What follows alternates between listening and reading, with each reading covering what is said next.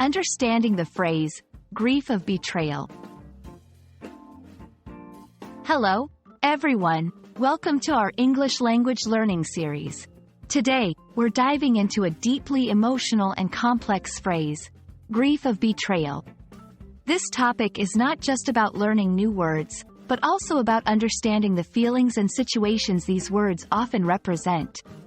So, let's explore this phrase together and enrich our understanding of the English language. Let's start by dissecting the phrase, grief of betrayal. The word, grief, refers to a deep sorrow, especially caused by someone's death or loss. However, in a broader sense, it can refer to any intense emotional pain. On the other hand, betrayal means the action of betraying someone or being betrayed. It involves a violation of trust or confidence. In this phrase, grief is directly linked to the act or experience of betrayal.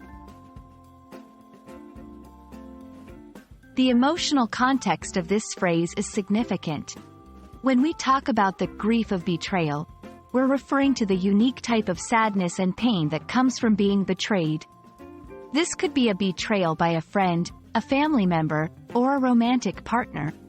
The key aspect here is the violation of trust and how it leads to profound emotional pain.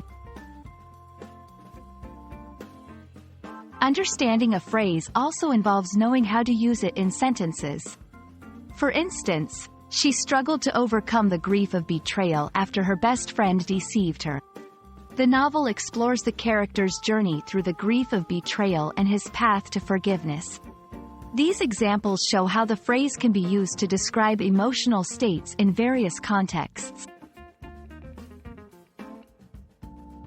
The grief of betrayal is a theme that appears in literature, movies, and music. It's a universal experience that has been expressed in many forms of art throughout history. This reflects not just a linguistic expression but a deep human emotion that transcends cultures. I hope this exploration of the grief of betrayal has been insightful for you. Remember, learning a language is not just about words and grammar. It's also about understanding the emotions and experiences those words convey.